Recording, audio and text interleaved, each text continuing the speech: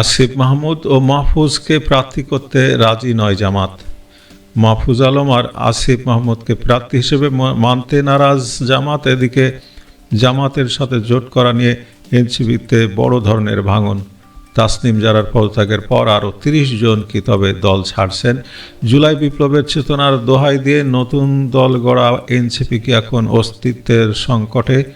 আসন্ন নির্বাচনে অন্তর্বর্তী সরকারের সাবেক দুই বিতর্কিত উপদেষ্টা মাহফুজ আলম ও আসিফ মাহমুদকে জোটের প্রার্থী করতে সরাসরি আপত্তি জানিয়েছে জামায়াতে ইসলামী।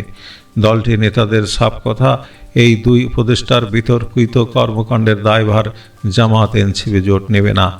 নির্বাচনে তাদের মনোনয়ন দিলে জোটের ভাবমূর্তি নষ্ট হতে পারে, এই আশঙ্কায় জামায়াত এখন চরম সতর্ক। তারা চায় বিতর্কমুক্ত প্রার্থী, কিন্তু সাবেক এই দুই উপদেষ্টাকে নিয়ে খোদ জামাতের ভেতরেই চলছে তীব্র সমালোচনা। অন্যদিকে জামাতের সাথে আসন সমঝোতার গুঞ্জন এনসিপির অন্দরমহলে আগুন ধরিয়ে দিয়েছে। বিশেষ করে দলের নারী নেত্রীরা স্বাধীনতা বিরোধী শক্তির সাথে কোনো ধরনের আপোষে যেতে নারাজ।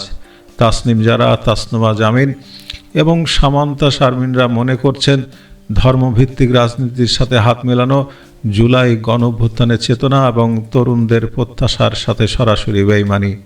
এই আদর্শিক লড়াইয়ে হার না মেনে তাসনিম যারা ইতোমধ্যে পদত্যাগ করেছেন, আর নির্ভরযোগ্য সূত্র বলছে খুব শীঘ্রই আরও ৩০ জন নেতা দল ছাড়তে যাচ্ছেন।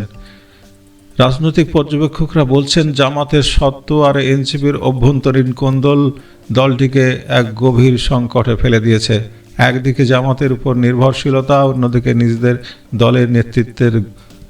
দলের নেত্রীদের গণপদত্যাগ। এনসিপি কি পারবে এই চাপ সামলাতে, নাকি জোট গঠনের আগেই ভেঙে যাবে এই রাজনৈতিক সমীকরণ? নতুন রাজনীতির কথা বলে আসা এনসিপি কি তবে আদর্শ হারিয়ে ফেলছে, নাকি জামাতের এই অবস্থানই সঠিক? আপনার মন্তব্য আমাদের জানান, ভিডিওটি শেয়ার করুন এবং সত্য খবরের সাথে থাকতে আমাদের পেজটি ফলো দিন। অসংখ্য ধন্যবাদ।